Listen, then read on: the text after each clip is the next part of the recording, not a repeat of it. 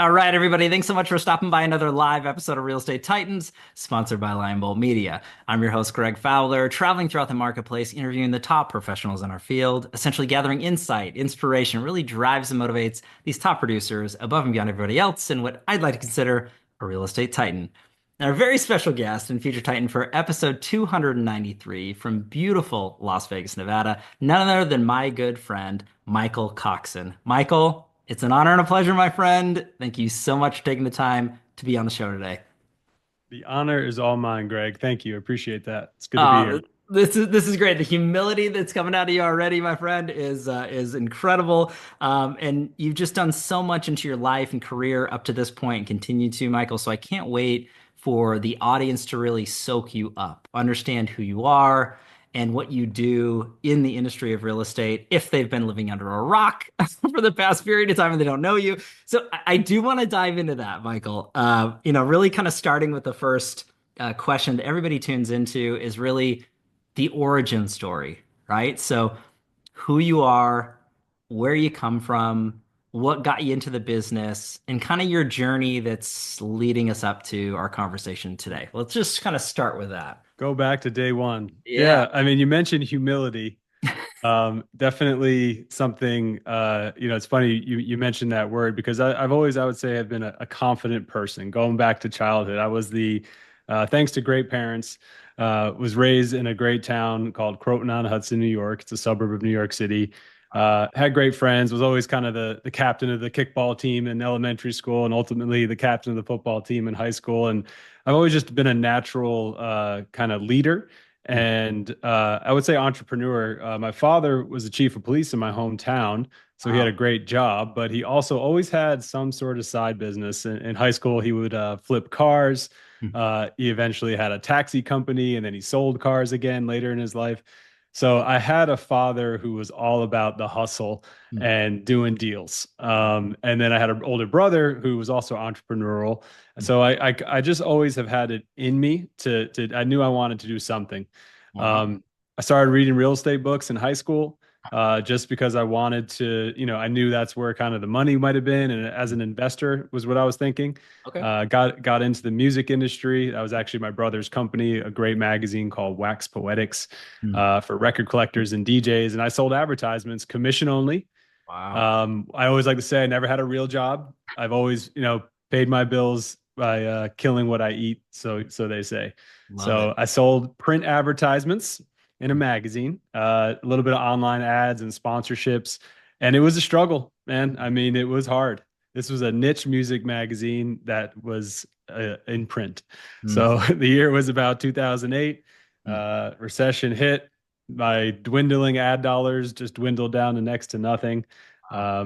Moved out to Las Vegas. I fell in love with a girl who's from LA. She moved to Okay. New York. Mm, Her name is Brooke. She's currently my business partner and actually has been a business partner of mine for most of our marriage. love it.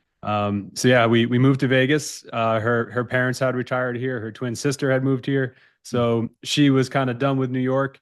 And my financial prospects were dwindling, and the greatest asset I had was that beautiful woman. Wow. And I asked her to marry me and moved out west. Ah. That same year, you want me to pause there? I don't So know. Well, Michael, I just wanted to jump in on that because one of the biggest things, and so many of us who are, married will understand this aspect, and maybe ones who aren't currently are tuning in, please take heed to this. But one of the most important decisions that I've ever heard really successful individuals, not just professionally, but also personally, make is their spouse. And the fact that you had taken that opportunity to seize that moment with that right person is huge, Michael. And again, I can't necessarily speak for you. I guess I can speak for myself. I wouldn't be the man that I am today without my wife. And, it's truly an important decision that we make as yeah, choosing a partner or a life partner. So didn't I mean couldn't to agree interrupt more. there, but Like it's easy to connect the dots when you look backwards.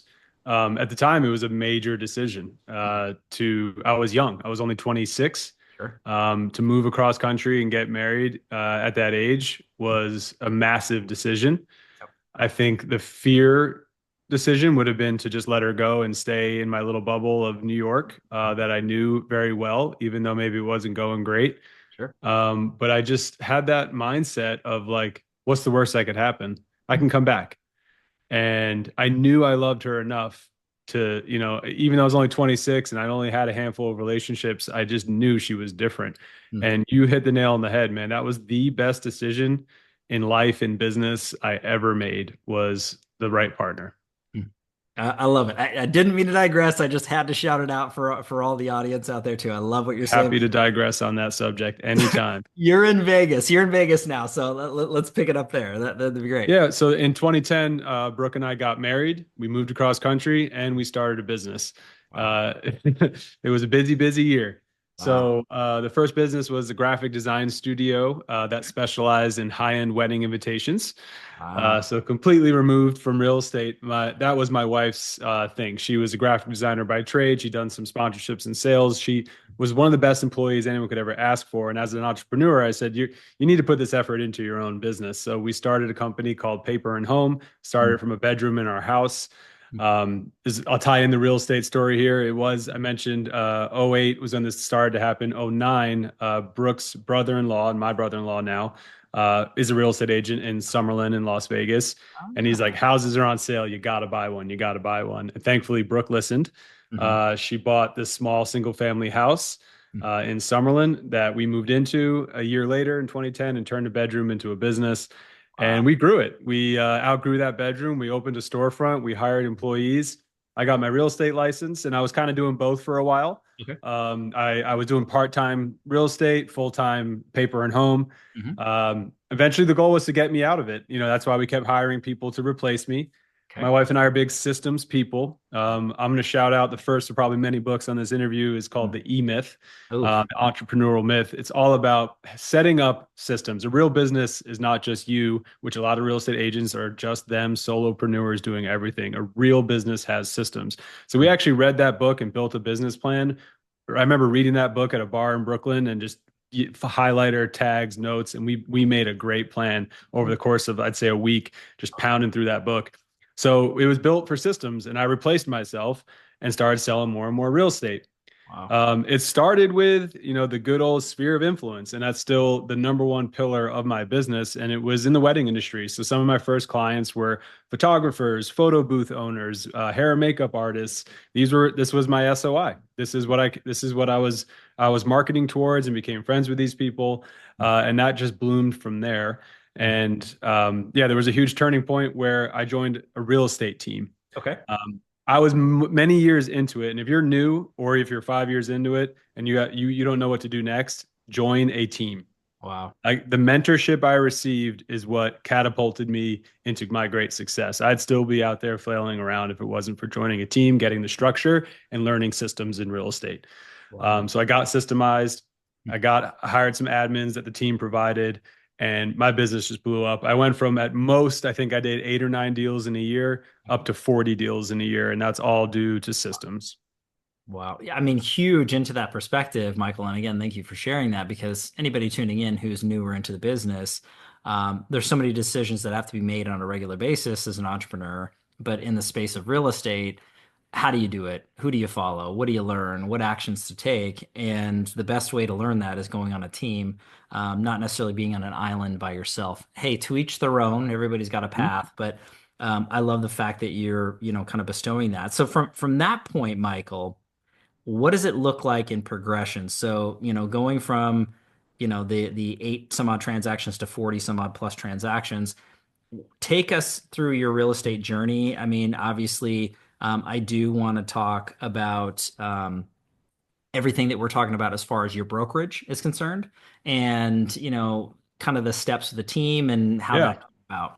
Yeah, I will say, I talk I also have a podcast called The Mindful Agent. I Oh, talk yeah. to team leaders on this podcast, and I'll just share like a thread I hear from team leaders. And having been one, I still technically am one, but having run a team and having been on a team and talking to team leaders, one issue I see is team associates. So if you're listening here and you're going to join a team, Mhm. 100% subscribe to that team leader's systems, assuming they're a good leader who has proven and you can see they have a track record. Wow. Do not reinvent the wheel. Hmm. Do what you're told, take your splits, Hmm. and realize that you're paying for the price of admission to be successful. Mm. You can go out there and get 100% of a commission somewhere and do 8 deals. If you're lucky, maybe you do a little bit more. But wouldn't you rather do 40 at 50% or 75% and really make money and really get good, Mm. getting those reps in? So like join a team and be loyal. Stay on that team. That Mm. team leader is giving you the secret sauce. And yeah, there's a price for that, but just know, play the long game. You're Mm. getting better and better, and you're going to be a better person, a better agent. I would remain loyal to that team leader. Mm. Maybe it's because I had an entrepreneur background. I had owned a business when I joined a team. I Uh-huh. really respected what my team leaders were doing, Oh. and I followed the systems. And then I stayed on their team for many, many years, Mm. and I did very well. And we both made a lot of money. And one day they came to me almost out of the blue and made me a partner, Wow. and that loyalty paid off. Mm. I gladly accepted. That's my wife came on at that point as the brand director with her background in graphics and marketing, Yeah. and here we are today building a brokerage called Magenta Mm. that we're super proud of. Wow. And I love the fact that, kind of culmination for Magenta and how that came about. I appreciate where you're coming from, Michael, when you talk about understanding the price of admission. And the fact of the matter is the loyalty that's associated. And you and I, as well, have had so many conversations with incredible team leads and producers. And that is a big issue, is people saying, I'm pouring all this knowledge and support and systems into somebody just for them to get successful up and leave. Mhm. And I think that looking at it from the standpoint is, as a leader, giving the individuals the reason to not want to is constantly showing the value that goes through. But ultimately, if somebody decides to make a decision, it's their personal life. Can't be upset with them for doing those things that is they feel is best for their Yeah, future and for their family.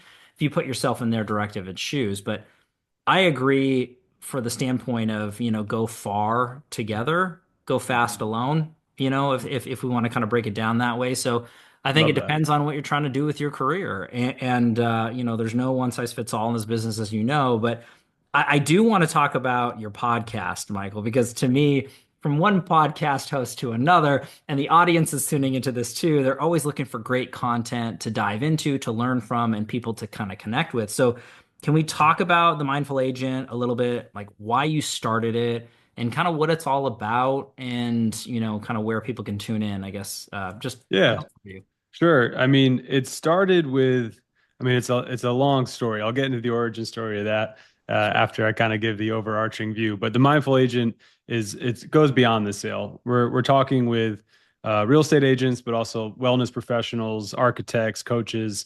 It's about mindfulness in this business. I think it's always been kind of a stigma to have a more spiritual side, for lack of a better term, and to be um, holistic in sales. I feel like these things have always kind of contradicted. I grew up of an era of ABC, always be closing. Coffee is for closers. Second place is a set of steak knives. Third place is you're fired. These are all Glengarry Glenn Ross quotes in Oh case yeah. for the Love it. young Alec folk. Baldwin classic right Yeah. there. So, like that was sales to me, right? And Gordon Gecko and all that stuff. Like I grew up that way and it never really resonated with me. I had a hard time like pounding these hard-hitting scripts on the phone. It just wasn't for me. And I had a health journey that made me kind of realize health is wealth. And I it's a message that, I've been kind of writing notes down and journaling about this for years. And, I was like, am I going to write a book? Ultimately, I thought about writing a book and maybe one day I will, but I enjoy like these conversations. I Yeah. kind of had a moment where I'm like, I love to sit down with people and just tell my story, hear their story, Mhm. and try to inspire people to use mindfulness and wellness to be a salesperson, like Wow. to the other centered sales approach. Mhm. Put yourself in their shoes, look in your client's eyes and see yourself, see the connection, true empathy for that person, and fulfilling what they need done, not what you need done. We talked a minute before offline about a book, Ninja Selling, Mhm. and that is they use service above sales as a mantra, Mhm. and it's that exact mindset of be a person of service and be a person of value. That's how you sell a lot of real estate. My clients come back to me because they trust me, and they should trust me because I'm trustworthy. Mhm. authentically all the time. I tell them exactly how I feel and how I would do it, even if that means I don't get a commission. Wow. And that philosophy has made me more money. So it is win-win. I've become a great salesman by not selling. Mm. So that's what the mindful agent's all about. I really want to know how people use mindfulness in their sales to grow a business.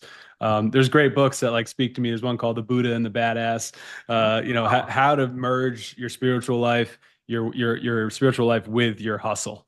Mm. Because I'm not going to be sitting up, in a mountain in the Himalayas meditating. That's not me. I struggle to meditate for 5-10 minutes a day.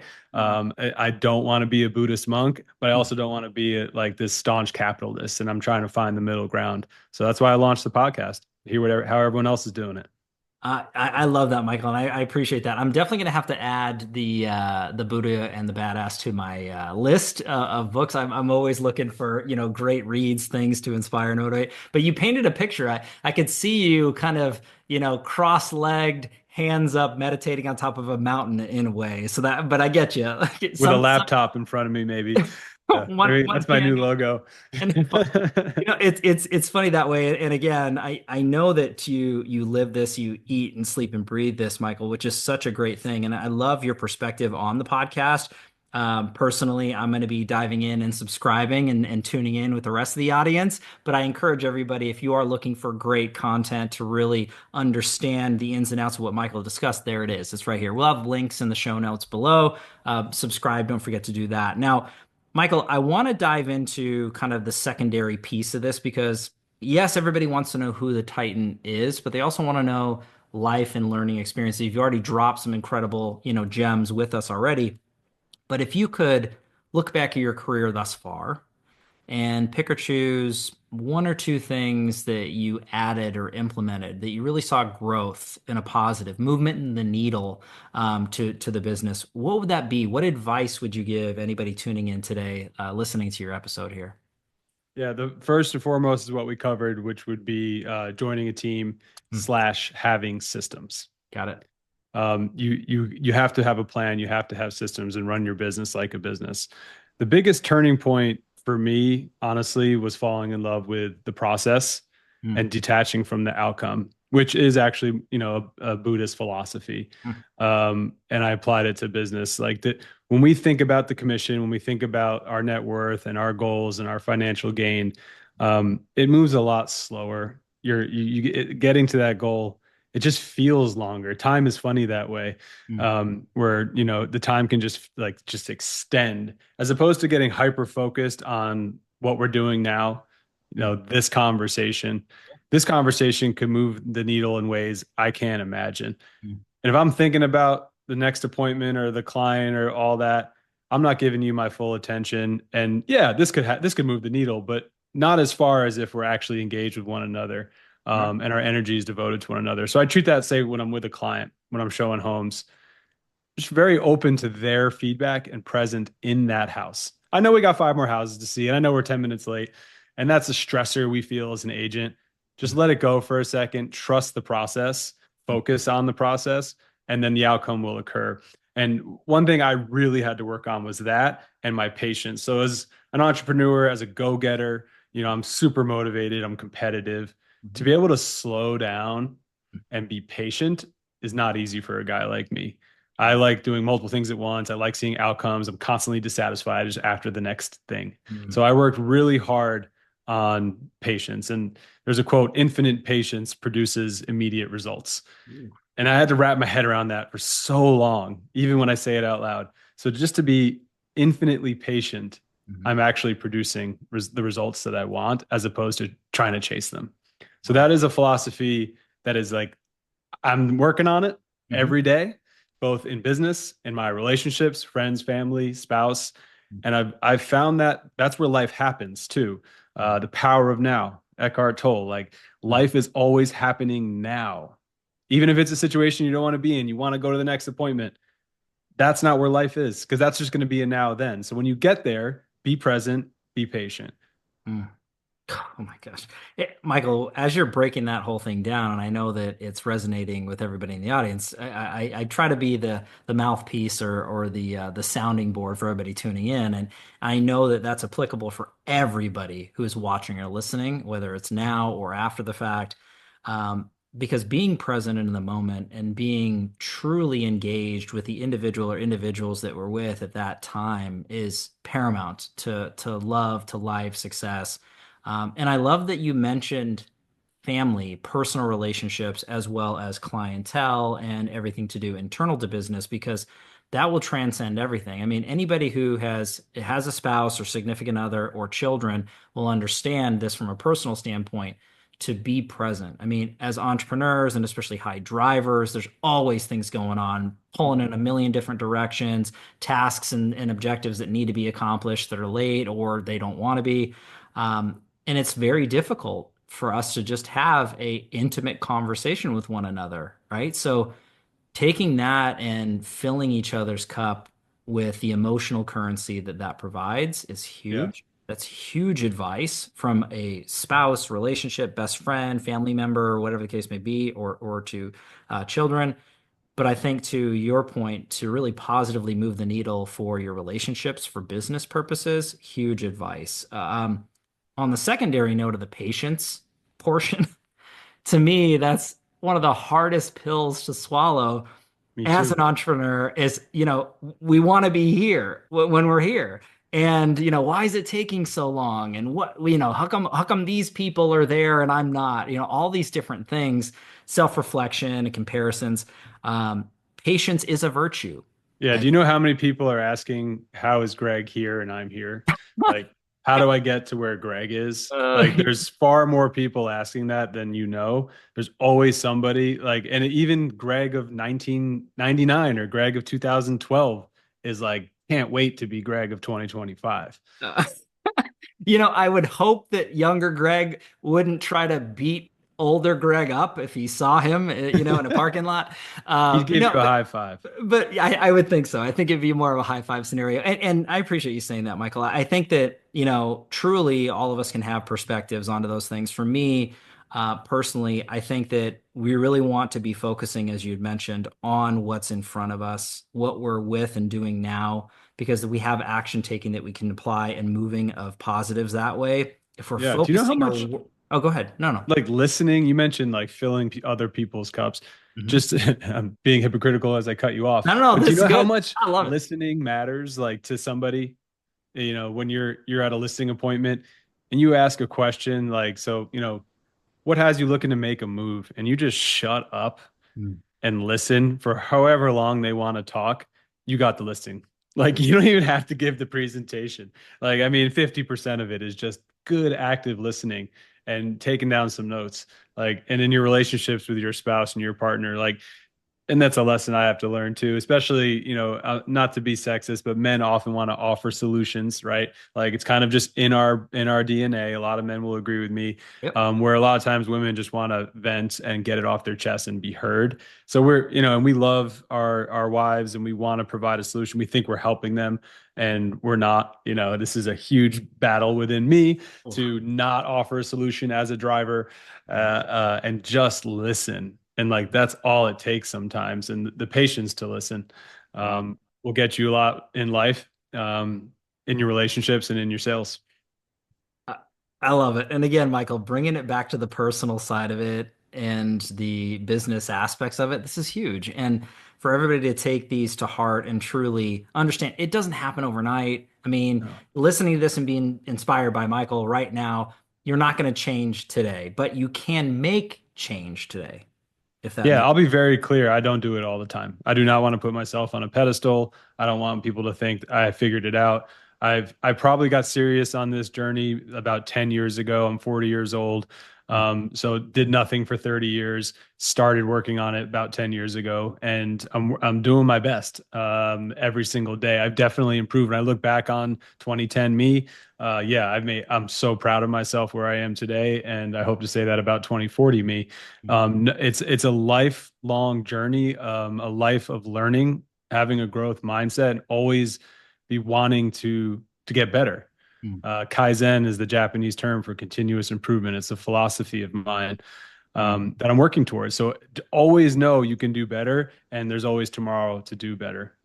Wow. I love this, Michael, all day long. And I wanna kind of package this up in such a way because I know that there's so many people that they're gonna want to connect with you. They're gonna want to know more and, align with you as an individual, but you obviously as a business professional. So when it comes down to connecting with you, to learning more, if something stood out to somebody, what's the best way for anybody tuning in to connect with you, get a hold of you, to spark up a conversation? What's that look like? Yeah, directly connect with me anytime. It's keep it simple. I'm at Michael Coxen on every major platform. Magenta Real Estate in Las Vegas is the brokerage, but yeah, reach out to me. I'm all about living a life of service and coaching, and I don't look at myself as a teacher. Honestly, I look at myself more as a student.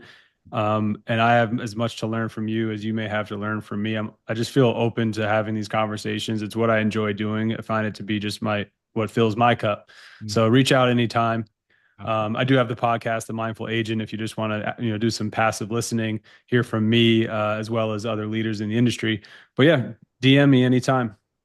This is killer stuff, Michael. And again, I can't thank you enough for taking the time to share your story, share a little bit about who you are and what you've accomplished in this world so far. And I know there's so much more to go. And I'll be excited to maybe have an episode 2.0 on Real Estate Titans to kind of catch up, see how things have been since Yeah, this man. conversation. So definitely be honored to have you back again for sure, my friend. I appreciate it, and we'll hopefully have you on the Mindful Agent here soon. Um, if you have time, there is one more story I would love to tell Oh, the audience that Michael, please do. Oh my you gosh. reminded me. It was actually in our call the first time we spoke. Um, you asked me more about my story, Mhm. and I just feel compelled to share it now. My health journey. Okay. I think you and I share similar issues here, and that is ulcerative colitis. It's something I want to talk about. It's not talked about. And when I was really struggling with this disease, I felt very lost. So I want to talk to the person out there who may be struggling with some intestinal disease or any other illness that they're scared of, because I was diagnosed with this. I don't remember the year, maybe '07. Okay. It's always a kid with irritable bowel syndrome, always had stomach aches and things growing up. Turns out to be there's ulcers in my intestines, which it's an autoimmune disease and it's incurable, so Mm. they say. And I struggled. I'm 6 foot tall, 180 pounds. Mm. I was down to 115 pounds. Literally everything I ate ran right through me. I was going to the bathroom up to 20 times a Wow. day and night, not sleeping, couldn't eat. I mean, and that just taxes your body and your mind. I was an entrepreneur, as I mentioned, running a business. I didn't have a salary. I didn't have health insurance. Mm. I had to just figure this out. My wife, talk about her again, God bless her, nursed me back to health, was my partner along as my business partner and ran our company while I was bedridden for 6 months. Wow. It was an absolute journey through hell. And that was what truly turned my life around. I realized no matter what, I'm nothing without my health. It's Mhm. a cliche, but better believe me when I tell you it's true.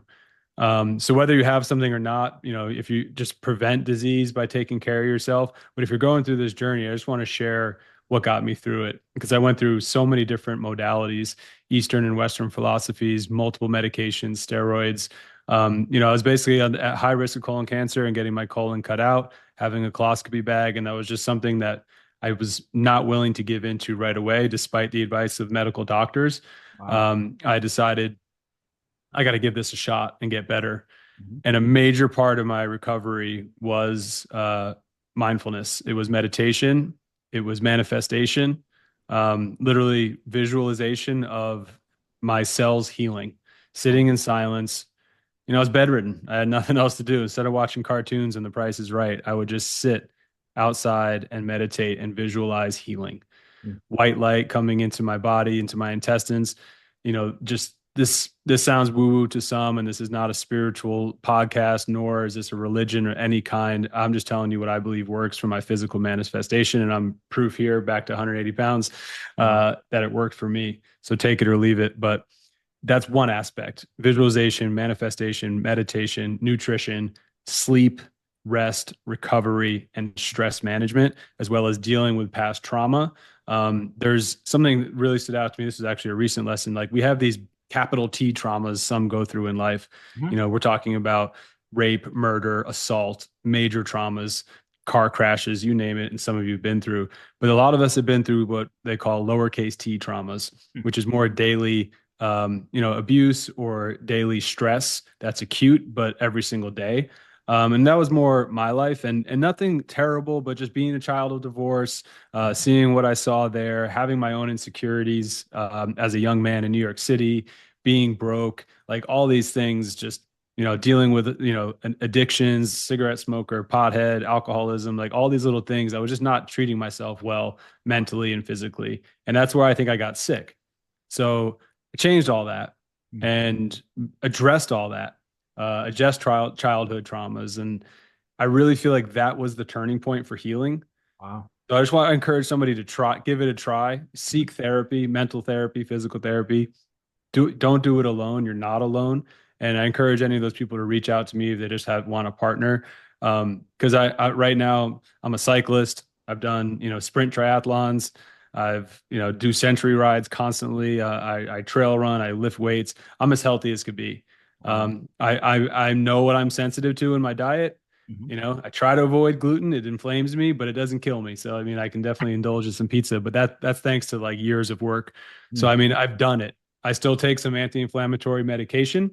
There was periods where I was trying not to do any medication, but like I said earlier, I found this balance between Eastern and Western modalities, and I think that is the key to curing or at least living with a lot of disease. And I just felt compelled. I want to share that message to anyone out there and let them know I'm a resource for them. Michael, I didn't know where the conversation was going to go, and you and I had a beautiful conversation. You would say off camera, right, in the green room, Mhm. as they say, or on a phone call prior to, Mhm. and kind of going over our personal journeys, and that to me it's absolutely inspiring and humbling for anybody who's tuning in because look, at face value, when they think of this show right off the bat, real estate titans, what does it make you feel? Somebody at the peak, the pinnacle, they've been there, done that, highest possible levels of configuration to life and business. But everyone is dealing with something. And most of us are suffering in silence. And there's so much that can be done by sharing a story and connecting with people, understanding that most of the things that we've felt or feel or are going through, somebody else has already experienced that and come out on the other side of it, one Yeah. way or the other. And I think that to me, and hopefully to everybody who's tuning into this, we greatly appreciate the fact that you're able to share these things with all of us, Michael. But ultimately, I would encourage everybody to do the same.